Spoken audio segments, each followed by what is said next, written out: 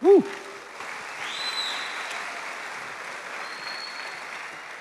Boa noite, igreja, amados amigos e irmãos que nos visitam. Prazer enorme ter cada um de vocês aqui. Meu nome é Armando, sou um discípulo de Jesus, contínuo, mais de 50 anos no caminho da restauração, lidando com algumas falhas de caráter que estão sob o controle do nosso poder superior Jesus Cristo, como a vingança, o controle, o julgamento, e a gente às vezes vê chegar de novo no nosso caminho e a gente tem que submeter isso ao nosso poder superior sempre e todo o tempo.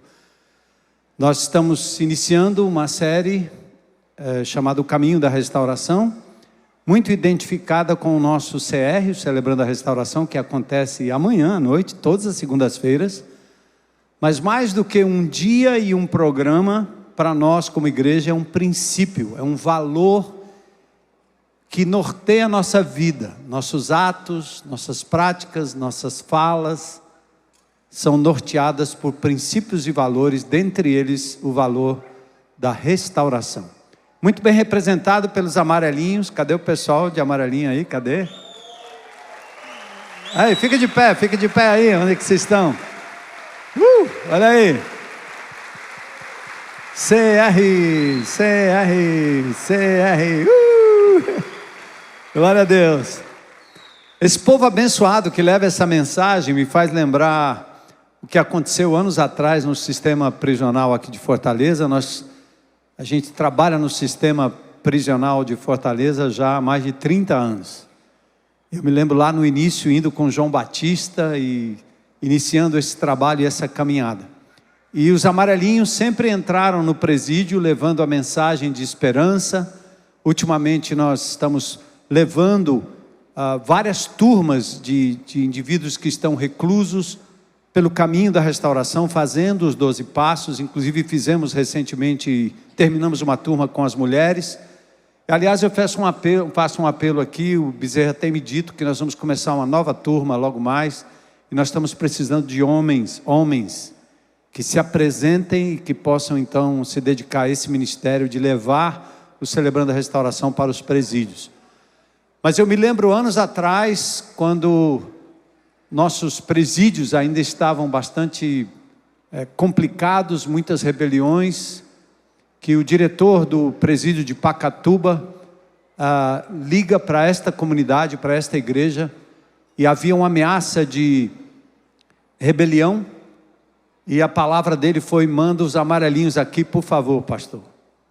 Então nós respondemos imediatamente, corremos para lá, até porque tinha uns agentes do CNJ, tinha também um grupo dos Direitos Humanos Internacional, e eles iriam visitar o presídio, e os presos estavam muito agitados e ameaça de uma grande rebelião. E eu me lembro como se fosse hoje a cena poderosa, né? Desses amarelinhos entrando no corredor do presídio de segurança máxima de Pacatuba, e à medida que os amarelinhos iam entrando, os presidiários foram parando daquela bagunça que eles estavam fazendo, aquela gritaria, um bate-bate, que era o primeiro turno, vamos dizer assim, o primeiro momento de uma grande rebelião.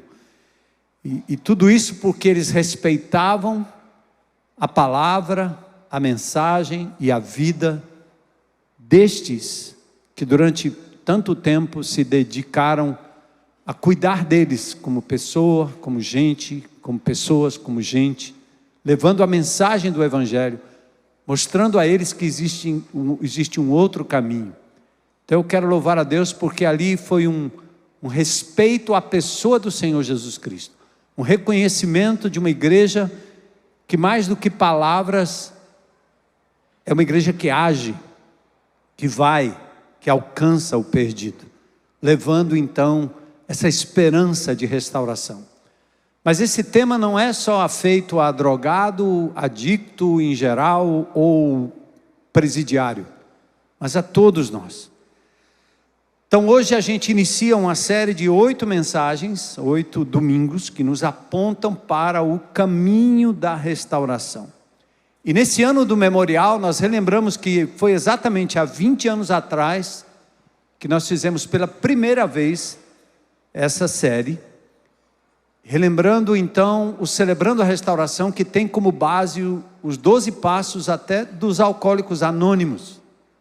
E essa história toda começa mais ou menos na década de 30, século passado, quando Roland Hazard, um alcoolista inveterado, procurou o grande psiquiatra Carl Jung, querendo ajuda. E Carl Jung disse para ele: não tem lugar para você, não tem solução para você na psiquiatria. Procure um grupo religioso. E ele assim o fez. Lá nos Estados Unidos, ele foi à Universidade de Oxford e encontrou ali um grupo que se reunia em cima de alguns princípios bíblicos, alguns passos. E ali na década de 30, então, nasce os Alcoólicos Anônimos, com base nas Escrituras, com base em pessoas que amavam Jesus e que acreditavam na necessidade do homem crer num poder superior para vencer os seus traumas, suas lutas, não só a embriaguez, mas outras adicções também. Foi na década de 90 que John Baker leva esses 12 passos para a igreja de Saddleback, do Rick Warren. E eu tive o privilégio, anos atrás, de conhecer o Rick Warren em Chicago, quando eu estava lá com o Bill Hybels na igreja. E foi uma coisa de Deus que aconteceu, uma ameaça de incêndio. Eu ia subir para orar apenas numa conferência lá de Willow Creek. E nesse alarme de incêndio nós fomos para uma sala, e ali eu tive o privilégio de conhecer o Rick Warren. E falei um pouco do que Deus estava fazendo aqui em Fortaleza, nos presídios, nas comunidades, na vida desta comunidade. Ele disse: você precisa conhecer o Celebrando a Restauração. E depois eu tive o privilégio de ir até Saddleback, lá na Califórnia, e conheci lá na igreja do Rick Warren os 12 passos do CR, cujo poder superior, que num certo sentido era a resposta para tudo aquilo, era Jesus, Senhor Jesus. E nós trouxemos esse material, e depois de um tempo ter sido estudado por alguns aqui na IBC, a gente então implantou isso há mais ou menos 20 anos atrás. Começamos de verdade em 2003, na inauguração dessa tenda. E porque nós estamos vivendo o ano do memorial, a gente decidiu reciclar a igreja, e principalmente vocês que estão chegando na IBC, a fim de que vocês conheçam esse princípio que nos norteia de verdade, que nos faz ser gente. E o Celebrando a Restauração tem uma premissa maior, é que todos nós, sem exceção, precisamos de restauração. Nós gostamos daquele adágio que diz: ninguém é perfeito. Quando você comete um erro e alguém aponta, você diz: mas ninguém é perfeito. Então esse é um adágio que, aliás, tem fundamentação na Bíblia. A Bíblia também afirma isso, que todos nós temos algum tipo de imperfeição, porque todos nós estamos nos distanciando do padrão do Criador, seja através do que herdamos de Adão e Eva, criados perfeitos, mas com autonomia para negar o próprio Criador, e assim o fizeram, porque Deus não criou um robô, mas seres humanos com vontade, inclusive para negar o próprio Criador. E foi assim que aconteceu. Mas talvez você possa até pensar: mas eu não acredito nessa história e acho que não tenha nada a ver com o pecado de Adão. Eu sugiro que você olhe para uma criança, que não demora muito, ela vai dizer para você não. Ela vai fazer aquilo que você diz, mas vai fazer aquilo que você também diz que não deve ser feito. E eu me lembro do meu neto, que agora está lá na Califórnia. Ele tinha 3, 4 anos de idade, fazendo uma coisa errada, e eu o repreendi com esse meu olhão. Então eu olhei para ele e disse: está errado, não faça isso. Ele olhou para mim e disse: não olha para mim com esse olhão, senão eu furo. Desgraçadinho pecador. Criança, né? Bonitinha, inocente, dá tapa na cara do pai, diz que não, faz birra, deita no chão, não obedece. Ser humaninho. Ser humano. Sim, nós estávamos perdidos e sem rumo, mas agora, nós podemos achar, andar e permanecer no caminho da restauração. Essa é a grande novidade que nós temos para você. E aí você vai experimentar a boa, perfeita e agradável vontade de Deus. Na verdade, nós precisamos reencontrar o caminho, que estamos perdidos como raça humana, ou você tem dúvida? A natureza geme, o ser humano geme, está tudo errado, está desencontrado, está cada vez mais claro ou clara a falência do ser humano. Nós estamos e devemos entrar e podemos entrar no processo de restauração. E outra coisa que nós aprendemos no caminho da restauração é celebrar cada passo dado em direção à vontade de Deus, por mínimo que seja. O que é que Deus promete? Isaías capítulo 57, versos 18 a 19, eu convido você só a mudar de posição um pouquinho, fica de pé, se puder, não é obrigado. Nós vamos ler um texto bíblico juntos, como classe, né? Só para você esticar um pouquinho e aguentar o restante do tempo que nós temos juntos aqui. Isaías capítulo 57, versos 18 a 19. Vamos ler juntos? Tenho visto como eles agem, mas eu os guiarei, eu os consolarei.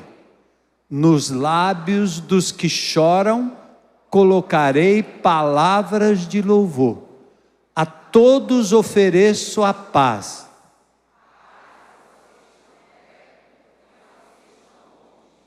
Eu os curarei. Senhor, obrigado pela Tua palavra poderosa, pela esperança que nós temos de reencontrarmos o caminho, de trilharmos o caminho da restauração.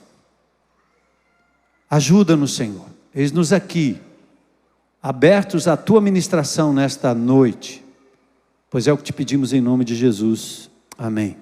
Podem sentar.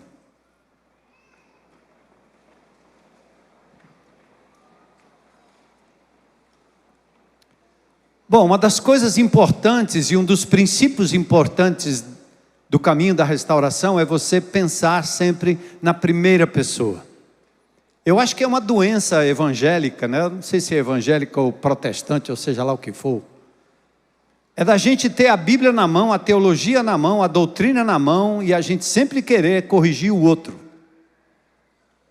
Parece que as lições nunca são para nós mesmos.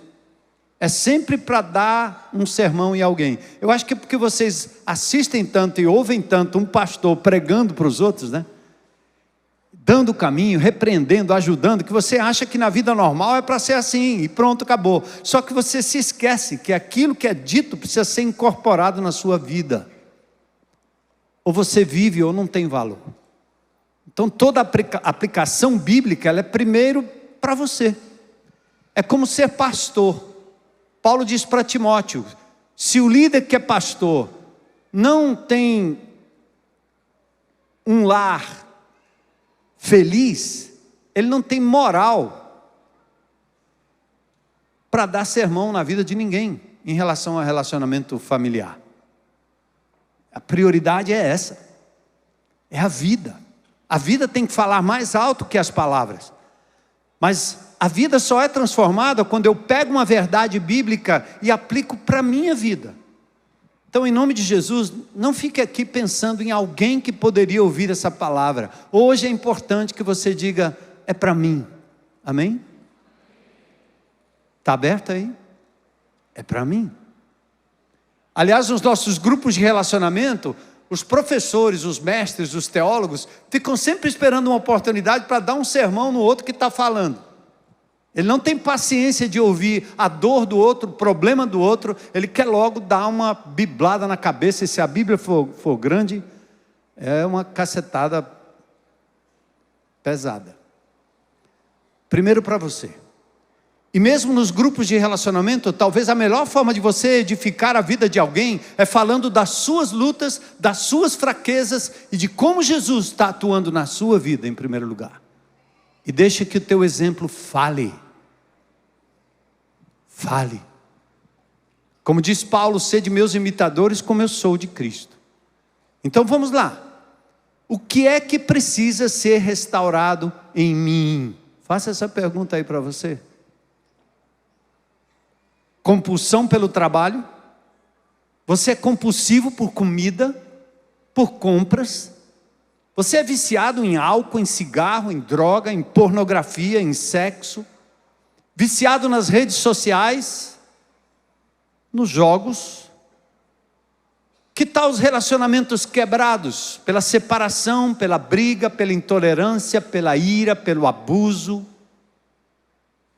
Você tem vivido isso? Que tal as fobias?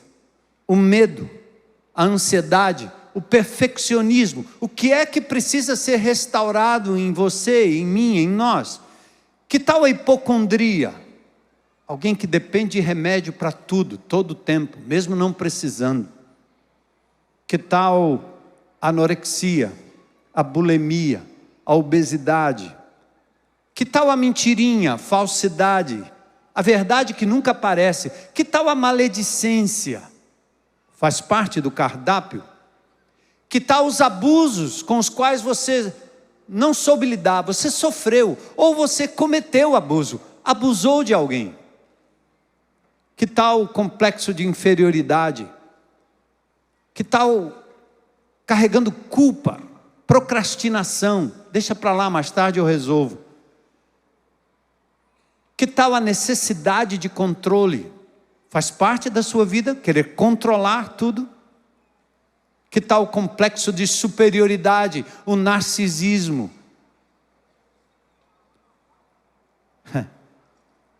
Um pai estava com uma criança querendo descansar. E o menino aperreando ele pegou um jornal que tinha o mapa, aliás, o globo terrestre. E ele pegou uma tesoura, picotou aquele globo terrestre, depois deu para o menino e disse: monta aí, meu filho. Aí foi deitar no sofá e disse: daqui umas 5 horas esse menino me aperreia de novo. Não vai conseguir nunca. 15 minutos depois o menino estava com a figura pronta, cutuca o pai e diz: já terminei. Ele disse: o quê? Como assim? Já terminei, ó, e está pronto. Ele disse: como é que você fez isso? Ele disse: aqui do outro lado tinha a imagem de um homem. Quando eu coloquei as partes do homem nos seus devidos lugares, o mundo ficou inteiro, completo. O homem.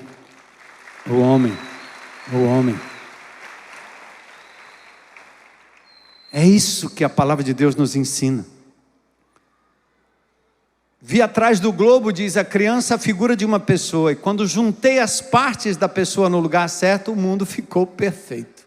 É assim. E hoje nós iniciamos essa série que chamamos O Caminho da Restauração. E ele vai trabalhar na sua vida, se você permitir. E é interessante pensar que o mundo parece bem melhor quando as partes de uma pessoa estão no lugar certo. Não importa o que está acontecendo lá fora. Não importa o que está acontecendo com o país, com o mundo, com as pessoas. Você tem que estar íntegro e íntegra na presença de Deus.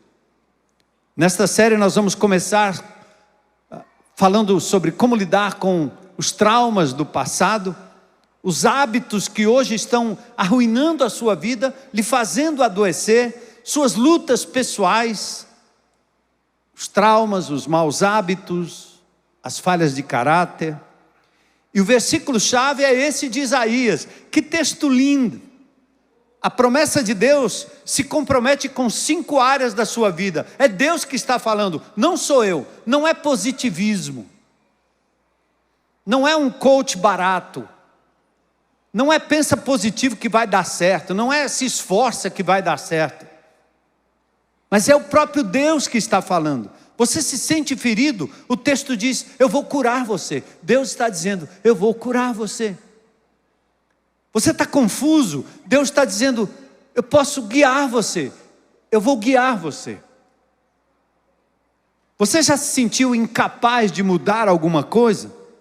E Deus está dizendo: eu posso lhe ajudar a mudar. Você já se sentiu com aquela sensação de que ninguém lhe entende, ninguém compreende o seu problema, e Deus está dizendo: eu quero ser o seu consolador, eu quero estar ao teu lado, eu estou ao teu lado, eu lhe entendo. Você se sente ansioso, preocupado, com medo? Deus diz: eu quero oferecer para você a minha paz, que não é só ausência de guerra, é a reconexão com o Criador, com o propósito de vida. O judeu entende bem isso, traduzido na palavra shalom. Quando ele quer dizer que alguém está bem, ele diz: alguém está em paz. O fato é que a vida não é fácil. Vivemos num mundo imperfeito. Nós somos machucados por outras pessoas, somos feridos, mas também ferimos a nós mesmos, com os maus hábitos, com o nosso caráter deformado, e ferimos as outras pessoas. Então essa série é para todos. Todos nós precisamos de restauração. Crente, crentinho, crentão. Ao menos que alguém aqui esteja vivendo uma vida perfeita. Então você virou Jesus de repente, porque só Ele é perfeito. Mas se você não tem vivido uma vida perfeita, se você tem se sentido ferido, se você em algum momento se viu preso a um vício, um mau hábito, uma falha de caráter que você gostaria de se livrar, então você precisa de restauração. Vamos juntos nesse caminho. E a pergunta é: o que em mim precisa ser restaurado? Pergunta para você mesmo. Duas boas notícias. A primeira é: você não está sozinho. Não é só você. A outra é: não importa o que precisa ser restaurado em você, os passos se aplicam em todas as áreas da vida, não particularize.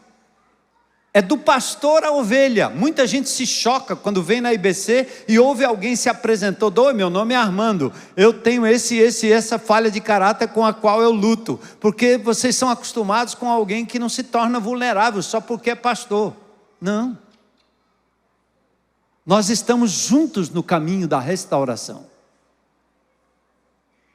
Os princípios da restauração são encontrados na Bíblia. É o autêntico manual da restauração. Tem como base os 12 passos do grupo dos alcoólicos anônimos, que é usado mundo afora por centenas e centenas de outros grupos de recuperação também. No Brasil, em mais de 150 países, quase 100 mil grupos locais se reúnem semanalmente, passando pelo processo de restauração. Mas a base de tudo é a palavra de Deus. E nessa série a gente resume os 12 passos em 8 princípios, ou 8 passos que vão lhe conduzir no caminho da restauração. Passo número 1. Sair da negação e reconhecer que você não é Deus. Primeiro passo. Eu não sou Deus. E a declaração é esta, que você poderia ler comigo, olhar aí e pensar: eu admito que sou incapaz de controlar minha tendência de fazer o que é errado, e que a minha vida está fora de controle. Claro, não em todas as áreas, mas você sabe bem quais são as áreas. Por exemplo, você já ficou acordado até tarde da noite, quando sabia que precisava dormir? Alguma vez você comeu e bebeu mais do que o seu corpo precisava? Você ingeriu mais calorias do que o seu corpo precisava alguma vez? Comeu demais? Comeu o que era errado? Alguma vez você sentiu que precisava fazer exercício físico e não fez? Alguma vez você sentiu que deveria fazer uma coisa certa, mas optou exatamente pelo errado? Alguma vez você sentiu que estava para fazer algo de errado, mas mesmo assim fez? Ninguém viu, ninguém estava por perto, ninguém soube, mas você fez? Alguma vez você se sentiu, ou sentiu que não deveria ser egoísta, mas acabou sendo, agindo egoisticamente, no trânsito, no estacionamento, em casa, no trabalho? Alguma vez você tentou controlar algo ou controlar alguém e acabou descobrindo que não dava certo, mas você tentou e você ainda tenta? Que tal? Se a sua resposta é sim para qualquer uma dessas perguntas, bem-vindos à raça humana. O americano diria welcome to the human race. Bem-vindo à raça humana. Você é gente, sabia? Você não é Deus. A causa do meu problema é exatamente aquilo que falamos no começo. É a nossa natureza pecaminosa. E a Bíblia fala dessa tendência da natureza pecaminosa. Herdamos de Adão uma natureza que nos causa todo tipo de problema. Ainda hoje eu faço coisas que me destroem e deixo de fazer aquilo que é bom para mim. Principalmente quando estou machucado e ofendido, eu reajo de uma forma errada. O ano passado eu estive com minha filha, e porque eu estava machucado por uma determinada situação, quando ela citou o nome de alguém, eu reagi de forma completamente errada. E foi exatamente ontem à noite que eu liguei para ela, porque eu fui chamado a atenção desse fato, e não demorou muito, o Espírito de Deus falou ao meu coração, eu disse, eu preciso falar com você. Chama aí o marido e você, senta aí, quero conversar. O que eu quero falar? Eu quero dizer que eu violei um princípio. Eu quero dizer que eu disse o que não deveria ter dito. E por isso eu quero pedir perdão em nome de Jesus. Me perdoe. Me perdoe. E assim a Bíblia fala dessa tendência que nós temos. Quando estamos machucados e ofendidos, a gente reage de forma errada e acaba aumentando a nossa própria dor e prejudicando outras pessoas. Porém, eu não sei como melhorar isso. Quando tento consertar meus erros, acabo tornando-os piores. Por isso Provérbios 14 diz, há caminhos que ao homem parece direito, ou parecem direitos, caminhos, mas eles são caminhos que levam à morte. E essa tendência de fazer aquilo que é errado vai nos acompanhar até o final da vida terrena. Mesmo as pessoas que amam Jesus são tentados pelo desejo a fazer aquilo que não devem. O apóstolo Paulo lidou com isso em Romanos capítulo 7. Do ponto de vista do contexto, quando Paulo fala de Romanos 7, ele está falando da sua vida antes do seu encontro com Jesus. Um fariseu, um homem da lei, um homem que amava a Escritura, um homem que amava o Velho Testamento, amava a lei de Deus, mas aqui no Velho Testamento, em Romanos 7, ele declara exatamente a falência do ser humano. Eu faço aquilo que eu não quero, eu sei que é errado, mas eu não consigo. O mal que eu não quero, esse eu faço. Paulo então vai mostrando que a lei só revela quão errado nós somos, mas a lei, como disse a semana passada falando da graça, não tem poder para mudar o seu comportamento. A lei te proíbe de alguma coisa e você pode até não fazer, muda o seu comportamento, perdão, mas não muda o seu coração. Então Paulo em Romanos 7 ele fala dessa luta do velho homem, e aí ele dá um grito, miserável homem quem sou, quem me livrará do corpo dessa morte? Ele dá graças a Deus por Jesus Cristo, porque agora no Espírito de Deus, mesmo sendo tentado a fazer o mal que ele não quer, agora ele não pode dizer que não consegue mais, porque através do nosso poder superior, trilhando o caminho da restauração, é possível vencer. Outra realidade. Por isso ele diz, não me compreendo de modo algum, pois realmente quero fazer o que é correto, porém não consigo. Faço sim aquilo que eu odeio. Eu sei perfeitamente que eu estou fazendo, o que eu estou fazendo está errado. A minha consciência má prova que eu concordo com essas leis que estou quebrando. No entanto, não o posso evitar por mim mesmo. porque já não sou eu que estou fazendo, é o pecado dentro de mim que é mais forte do que eu e me obriga a fazer essas coisas ruins. Alguém que atira em alguém, ele sabe que é errado matar. Alguém que mente para alguém, ele sabe que é errado mentir. A lei diz, e você faz errado, você sabe que está errado. Mas a lei não tem forças. E o ser humano sucumbe, condenado, errando cada vez mais, e por vezes se torna escravo. Você sabe que não deve comer aquilo, e você come. Você sabe que não deve estar naquele lugar, mas você está. Você sabe que não pode ver aquilo que não lhe é bom, não é ético, não é moral, não é correto, mas você ainda assim faz. Você já viu, sentiu algo parecido? É isso mesmo. Eu acabo fazendo o que não quero e não fazendo o que gostaria de fazer. Por que isso acontece em sua vida? O primeiro passo lhe mostra a causa, as consequências e a cura desse problema. Qual é o problema? Por que eu ajo desse jeito? O problema número 1 e a causa maior é esta: você acha que pode ser Deus. Você quer ser Deus. Você gosta de decidir o que é certo e o que é errado, não é? Não é você que manda na sua vida? Você diz: eu não quero ninguém me dizendo o que é certo ou o que é errado. E principalmente essa nossa geração que não se submete a ninguém. Da criancinha ao adolescente, ao jovem, ao adulto, então, meus direitos, faço o que eu quero, meu corpo, minhas regras. Já ouviram isso? O jargão da sociedade é esse, é o pensamento dominante. Quero decidir por mim mesmo, quero ser o chefe, quero fazer minhas próprias regras, quero estar no centro decisivo do universo.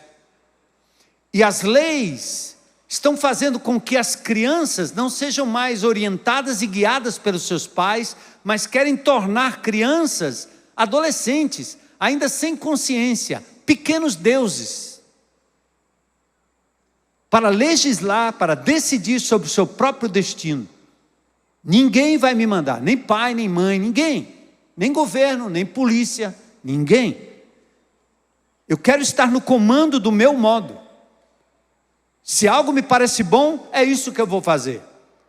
Mata o outro, estupra o outro, violenta o outro, desvaloriza o outro, mas é isso que eu quero fazer. Isso é o que chamamos de brincar de Deus. Na verdade, você quer controlar tudo.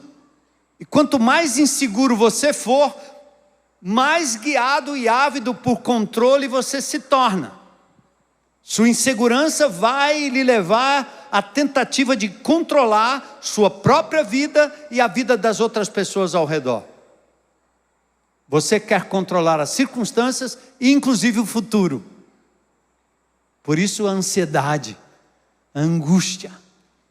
Você quer o controle. E somos levados a fazer isso, e isto se chama brincar de Deus. Esse é o mais antigo problema da raça humana. Aconteceu com Adão.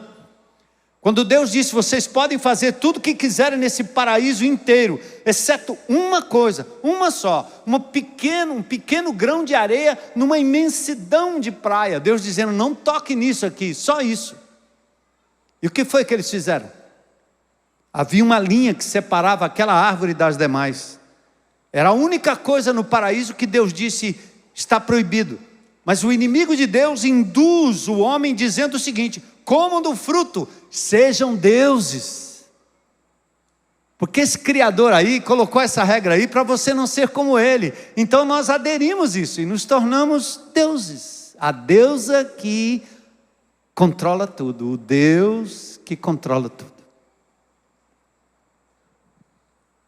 Como é que nós brincamos de ser Deus? Primeiro, negamos como somos, como estamos, e tentamos controlar coisas e pessoas por razões egoístas. Nós queremos ser o centro do universo. Aliás, nós damos às nossas crianças essa prerrogativa de reinar. Deixa ele. Ele manda. É tudo por ele. Controle é o assunto mais importante. E assim brincamos de ser Deus. Primeiro, queremos controlar a nossa imagem. E hoje, na época das redes sociais, né? Internet, queremos controlar o que as pessoas pensam de nós. Você não quer que as pessoas realmente saibam quem você é. Selfie. Como é que você se mostra? Brincamos, usamos máscaras, fazemos de conta, falsificamos, queremos que as pessoas vejam certos traços em nós que não são reais, mas escondemos a nossa real personalidade. Negamos nossas fraquezas, nossos sentimentos. Eu não estou com raiva, eu não estou triste, eu estou alegre quando não está. Não queremos que as pessoas vejam o nosso eu real. Porque temos medo de dizer quem somos. Você tem medo de dizer quem você é. E a internet ajuda você a maquiar isso. É uma brincadeira, mas eu tenho um Instagram. Não preciso nem saber o que é. Porque eu posto algumas coisas lá e as pessoas me procuram às vezes e dizem: pastor, isso não é uma postura pastoral. Só tinha que estar ali de paletó, gravata, atrás de um gabinete, dando uma palavra. E lá estou eu, suado, de camiseta, segurando uma cobra, pulando por cima de coisa, no meio da areia, em todo canto. E o cara disse: desse jeito não tem like. Aí eu disse: eu não estou atrás de like. Zero. Se eu estou postando alguma coisa, porque eu acho que sou eu. Isso aqui sou eu. É meu cabelo, ou sem cabelo. É a ruga. É o suor, é o meio do mato, é o pé no chão, é a sandália. É uma lição que eu tirei de uma sandália que eu tive que botar aquele prego naquele negócio da Havaiana lá, porque caiu. E eu depois fiquei com aquela sandália ainda durante muito tempo. Pronto. É isso aí. Tem dinheiro para comprar uma sandália? Não, esse pastor? Tenho, mas eu botei um prego nela, e daí? Qual o problema? Sou eu. É like. Você gostou? Legal. Não gostou? Qual é o problema? Mas nós tentamos controlar a nossa imagem. E isso é brincar de Deus. Por que eu tenho medo de dizer quem sou e de mostrar quem sou? A resposta é: se eu disser a você quem realmente eu sou e você não gostar, acabo criando um problema. Por isso, na tentativa de me esconder, eu controlo a minha imagem diante das pessoas. Outra coisa, além de controlar a nossa imagem, brincando de Deus, a gente tenta controlar outras pessoas. Pais controlam os filhos. Filhos controlam ou tentam controlar os pais. Esposas tentam controlar os seus maridos. Maridos tentam controlar suas esposas. Pessoas tentam controlar umas às outras, países tentam controlar outros países. Usamos de várias ferramentas para exercer esse controle sobre as pessoas que estão ao nosso redor. Usamos a culpa. Olha, você é culpado. Usamos o medo. Olha, não faça porque vai cair o negócio do céu, Deus vai te castigar. Olha, polícia, olha. Aí você usa o medo para controlar outra pessoa. Usa o elogio. Você elogia com a finalidade de manter o controle. Às vezes até você faz o bem e dá presentes para manter aquela pessoa nas suas mãos. Não faz muito tempo eu denunciei aqui nessa igreja indivíduos que fazem o bem para as pessoas ao longo da história da vida cristã, para depois irem lá dizer: agora você está comigo, né? Fez para quem? Para a pessoa? Para si mesmo? Para Deus parece que não foi, porque senão não cobraríamos. É a tentativa de assumir o lugar de Deus e achar que nós temos saldo com as pessoas. Tentamos controlar nossos problemas. Somos craques em fazer isso. Usamos frases do tipo assim: deixa comigo, eu posso lidar com isso. Foi só um trago. Foi só uma vezinha. eu vi só uma vez. Não, está no controle, é pouquinho, não vai me pegar. Afinal, não é grande coisa. Deixa que eu resolvo, eu estou bem, sério, foi tudo bem, não tem problema. Aí, ao tentar controlar nossos problemas, dizemos então, eu nem preciso de ajuda e nem de conselhos de ninguém. Tentamos controlar nossos problemas, até dizendo, eu posso parar de fazer isso quando eu quiser. Não é verdade. E aí tentamos controlar a nossa dor. Sabe aquela dor, aquela frustração? Alguma vez você já pensou em quanto tempo você gasta tentando escapar da dor, da realidade, daquilo que poderia ser colocado diante de Deus com sinceridade? Doeu, é a minha dor, é a dor. A dor ela pode ser física ou emocional. E tentando evitar a dor, a gente nega, reduz, adia. Quando algo está doendo em nós, a gente ignora através do quê? Come demais.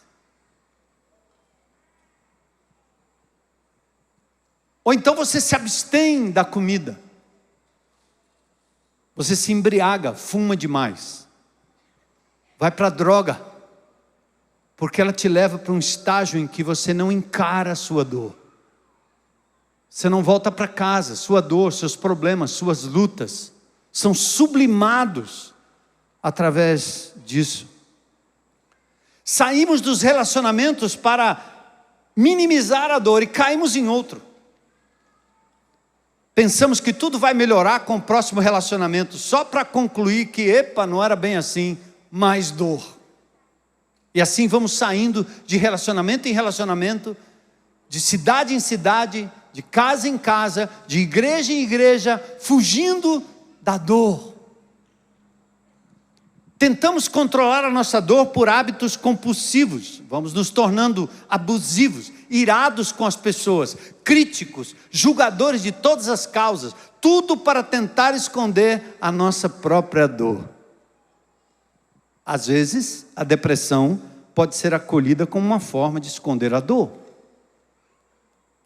A dor costuma vir nas horas em que estamos sós e descobrimos que não somos Deus e por isso não temos o controle de todas as coisas, e isso dói.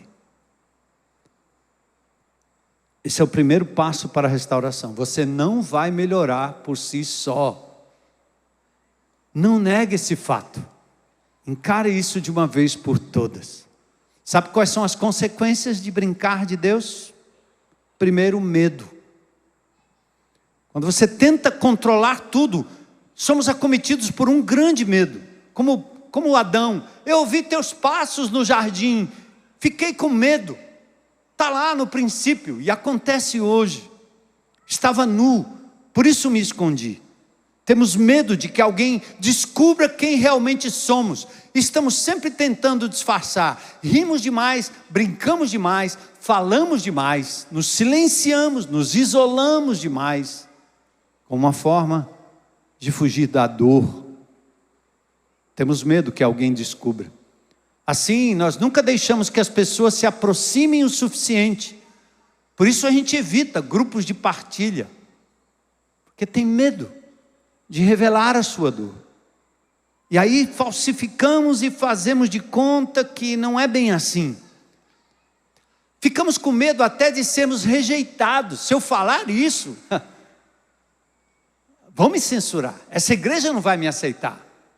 O pastor vai me censurar. Os irmãos vão me censurar. As pessoas só gostam de mim. Aliás, elas não gostam de mim. Elas gostam da minha imagem. E aí eu tento esconder. Medo. Ah, se elas soubessem como eu sou, elas não gostariam de mim. E você, com medo, esconde a sua dor. Ficamos cheios de medo e brincamos de Deus. Outra coisa é a frustração. Gente, tentar ser CEO e gerente do universo é cansativo, é frustrante. É como aqueles videogames que tem no parque. Aliás, não é videogame, na minha época não era assim, era mecânico, né?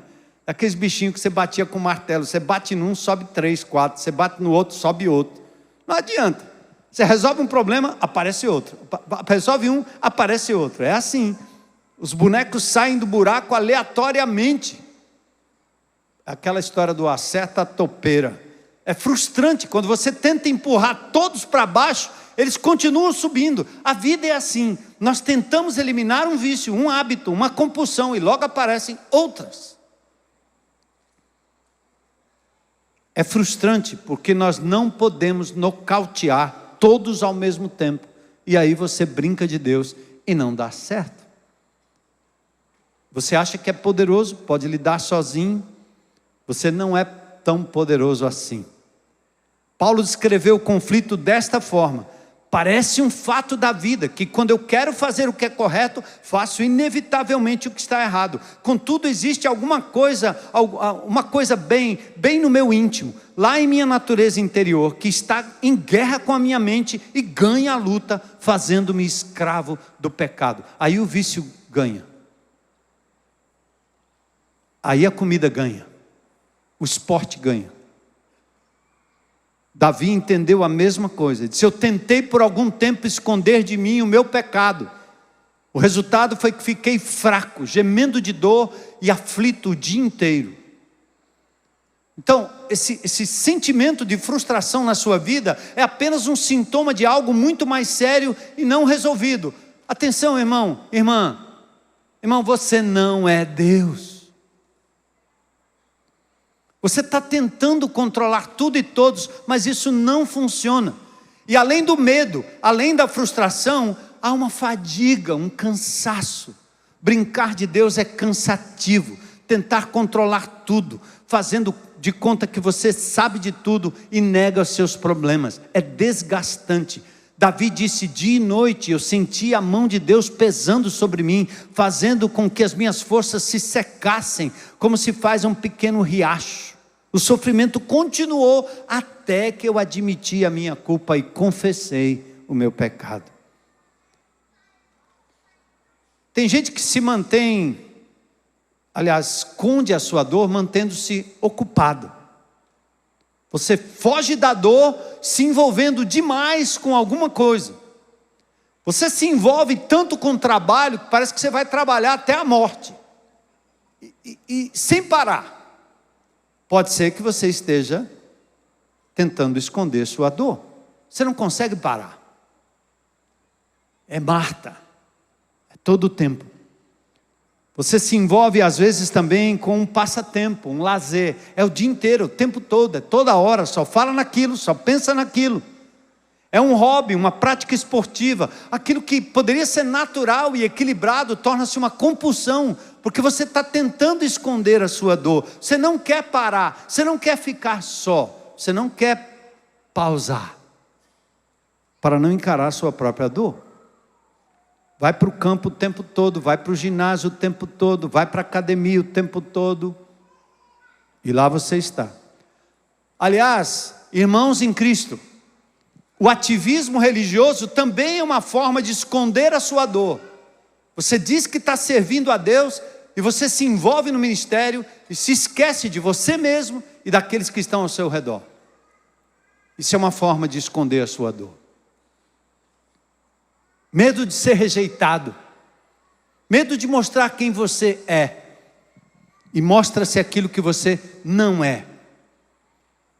Você se programa para ficar tão cansado que ao colocar a cabeça no travesseiro, não dá tempo, nem clima para ouvir a sua própria dor. E você assim segue, exausto. De que tipo de dor você tem tentado fugir? E aí vem o fracasso, né? Tentar fazer o papel de Deus é um fracasso. Provérbios 28:13 diz: quem tenta esconder os seus pecados não vai ter sucesso na vida. Mas Deus tem misericórdia de quem põe para fora, de quem confessa, de quem admite e os abandona. Seja honesto acerca dos seus fracassos. E temos sido desafiados por Deus nesses últimos anos a fazermos desta igreja um hospital, não um hotel. Igreja é um hospital, não é um hotel, onde você paga a diária com o seu dízimo, sua oferta, e exige o quarto limpo, o banheiro limpo, o lugar limpo, para os seus filhos, para você e etc. Não, igreja é mais um hospital. E o hospital é um lugar lindo, porque a despeito de ser um lugar de emergência, é um lugar onde nós vamos e entramos. Quando entramos no hospital, nós vamos como estamos. Alguém na rua, alguém atropelado, alguém que está numa situação de emergência, o cara não vai fazer sua maquiagem, ele não vai botar a melhor roupa, ele não vai colocar adereços para entrar de maca ali no hospital, ele entra como está. Quebrou a perna, é do jeito que está. Estava sujo no campo, entra do jeito que está. E aquelas pessoas que estão ali, estão para receber você, como você está. Como você está. Não é assim?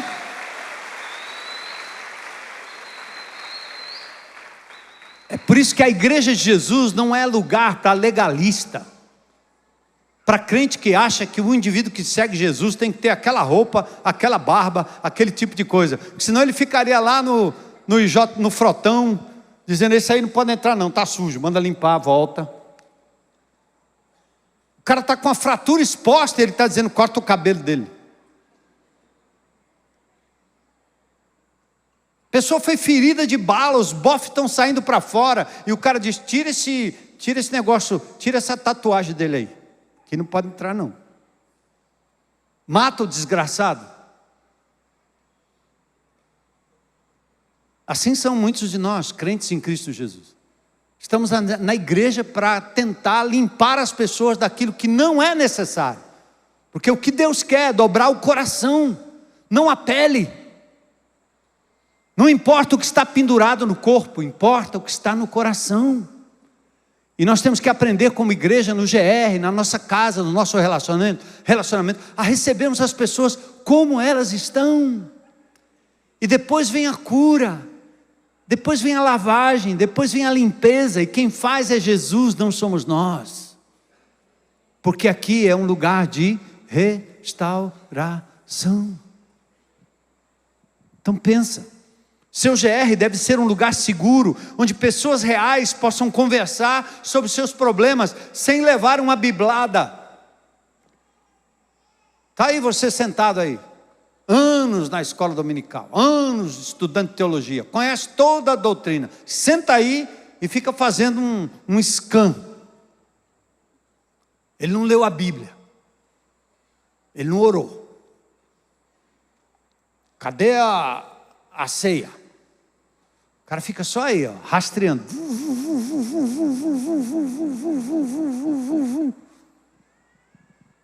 Aí vai para um GR, o irmão faz uma partilha, ele quer dar um sermão. Espera aí, irmão, mas a Bíblia diz, em Efésios, toma a Bíblia na cabeça do cara. E às vezes na casa dele ele faz pior do que aquilo que o irmão está dizendo. Mas ele tem na boca uma palavra para o outro. Ele não tem vida, não tem um exemplo, não tem amor, não é um enfermeiro que acolhe e abraça, para depois ao longo do caminho ir tratando da ferida do outro. Essa igreja não é lugar para legalista. Essa igreja é lugar para gente que tem misericórdia, porque recebeu misericórdia. Glória a Deus. E se você vive nessa condição, meu irmão, você precisa do caminho da restauração. Bora? Vai ficar bom. A igreja deve ser uma família de pessoas que estão no processo de restauração. Não existe nenhuma pessoa nesse auditório que seja completa. E para ajudar você a ser mais honesto consigo mesmo e com Deus, vamos ouvir rapidinho aqui o testemunho de uma amada irmã. Bora lá, o vídeo.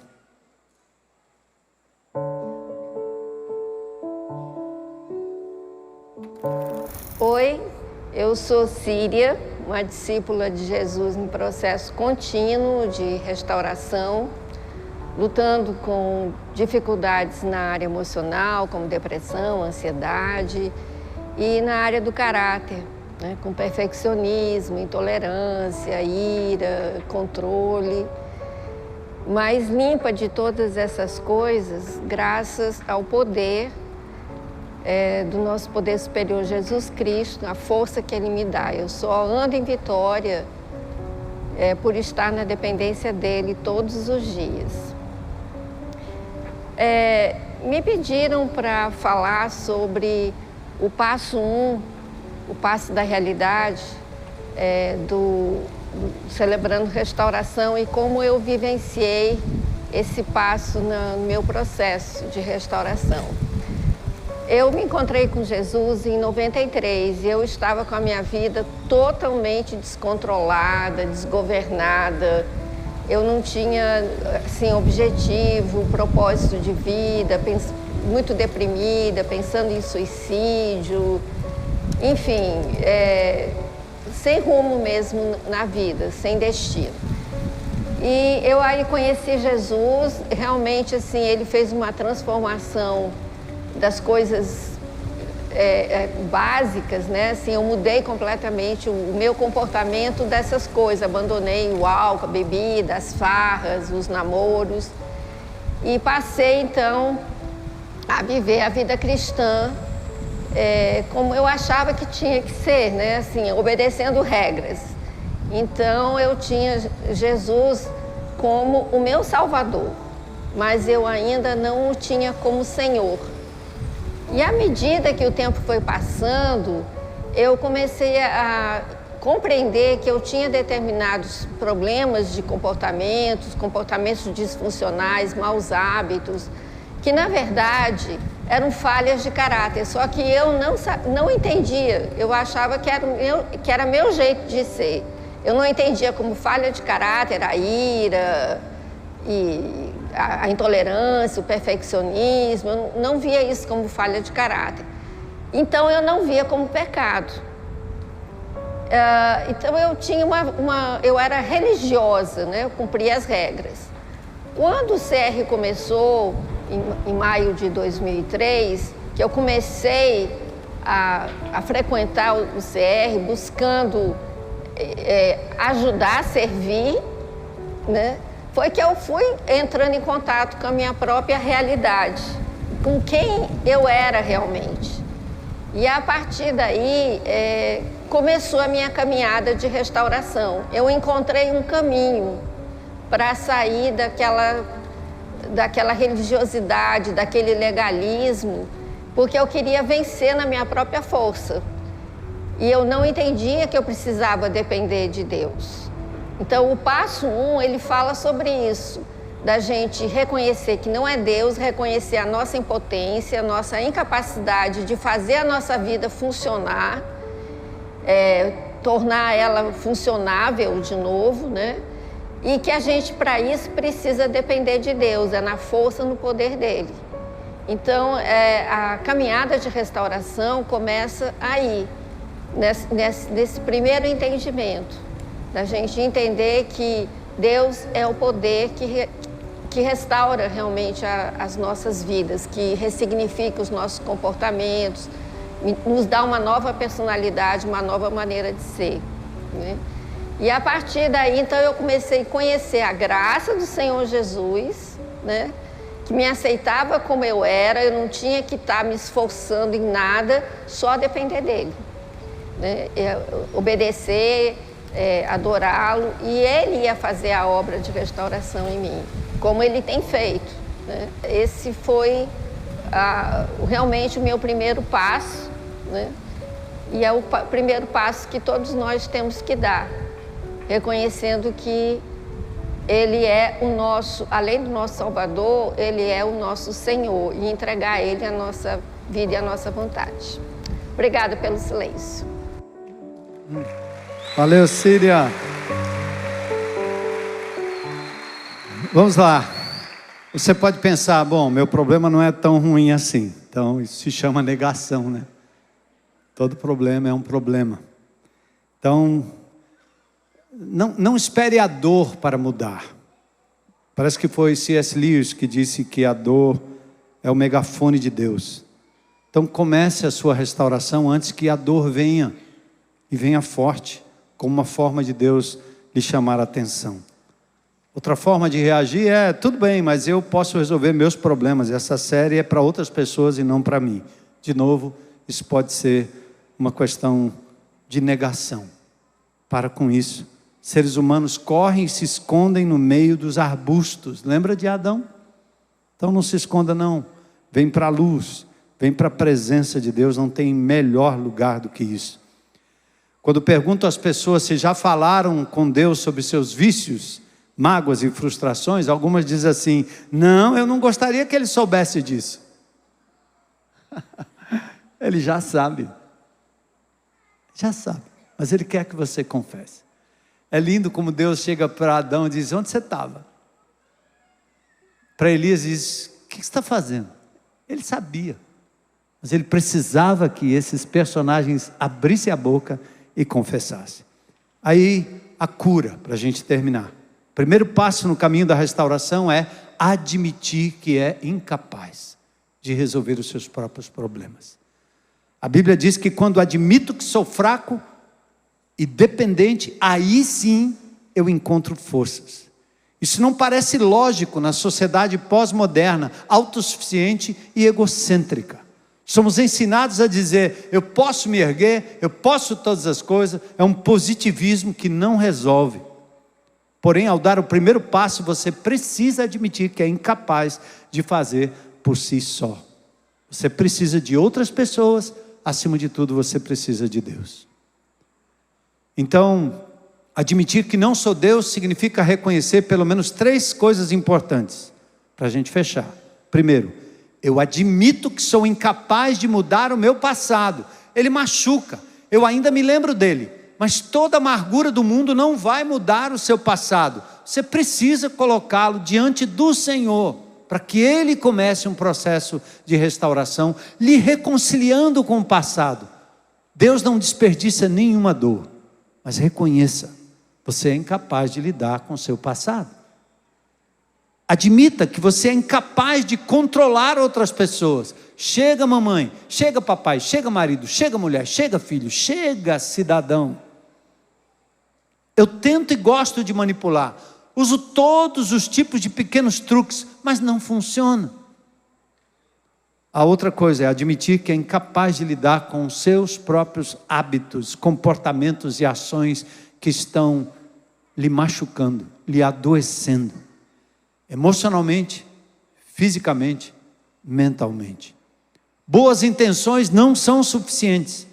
Quantas vezes você tentou e fracassou? Força de vontade não é suficiente. Você precisa de algo mais poderoso do que sua força de vontade.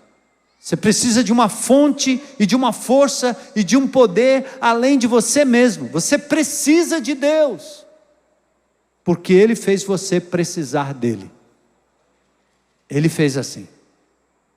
Deus se opõe aos orgulhosos, mas concede graça aos humildes.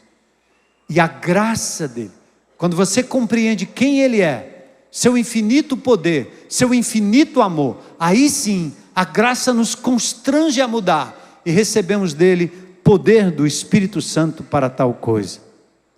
Então, algumas perguntas antes de a gente concluir. O que é que precisa ser mudado na sua vida? Qual mágoa, qual vício, qual mau hábito você tem tentado ignorar? Para muitos de vocês esse passo parece ser o mais difícil. Ainda bem que é o primeiro, porque quando você vence, transpõe, é como transpor o pico de uma montanha, um grande obstáculo.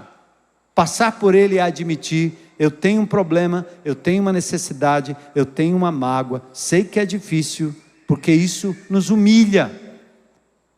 Mas você precisa dizer: eu não sou Deus, eu não sou superdotado. Você só precisa admitir. Esse é o primeiro passo do caminho da restauração. Vamos orar? Vamos falar com Deus? Vamos fazer a pergunta simples, né? O que Deus está me dizendo? O que Deus está me dizendo? O que eu vou fazer a respeito? E eu tenho 2 perguntas que a gente sempre faz aqui. Se tem alguém aqui no nosso meio que se vê lutando com esses hábitos há muito tempo, vence ali, vence acolá, mas não consegue lidar de forma definitiva, tenta brincar de Deus, tenta controlar a imagem, as pessoas, os problemas, mas está cansado. E Jesus está dizendo: vinde a mim cansados e sobrecarregados, eu vos aliviarei. Deixa Ele tomar o seu fardo, deixa Ele cuidar da sua vida, deixa Ele assumir o controle. mas você precisa se render. Confessa hoje à noite: eu quero Jesus como meu Senhor e meu Salvador. Entrega-se a Ele hoje. É a primeira pergunta que eu faço. Se tem alguém na internet, se tem alguém aqui que gostaria de hoje à noite dizer: eu quero trilhar esse caminho, eu quero Jesus para me ajudar, eu entrego a Ele e o aceito como meu Senhor e Salvador. Tem alguém aí? Se tem alguém com coragem para levantar a mão e dizer: hoje é meu dia, eu quero Jesus para mudar a minha vida. Talvez todos aqui já sejam crentes, né? Eu não estou vendo. Deus te abençoe, querida. Amém. Talvez haja outras mãos aí que eu não estou vendo. A luz está me atrapalhando aqui a visão, mas pode manter aí, não tem problema, eu não preciso ver. Deus está vendo. Sua decisão de dizer: eu quero Jesus. Mas também quero fazer um convite à igreja do Senhor, crente em Cristo Jesus. Você ter tentado viver como se Deus não existisse, porque tem um ídolo no seu coração. Você mesmo sentou lá e está no controle, com a Bíblia na mão, citando textos bíblicos para os outros, tentando fazer na vida dos outros aquilo que você não se deixa mudar, não se deixa colocar no caminho de Deus, andar no caminho de Deus, não se permite. Então eu queria que você também hoje à noite fizesse uma decisão de dizer: eu dou esse primeiro passo, chega, eu estou cansado, eu quero trilhar o caminho da restauração. Tem uma área na minha vida que eu sei que precisa, eu quero colocar diante de Deus hoje à noite. Então, se tem alguém nessa condição, irmão em Cristo Jesus, você já é crente, fica de pé aí no seu lugar. Eu não vou perguntar qual é o problema. Deus está aqui, Ele sabe o que você está colocando diante dEle. Um vício, um mau hábito, um mau cuidado com a sua imagem, com a sua vida. Algo que tem a ver com alimentação, tem a ver com excesso de trabalho, excesso de esportes, excesso de tanta coisa que você faz para sublimar a tua dor. E você vai dizer: Senhor, vem me socorrer, Senhor.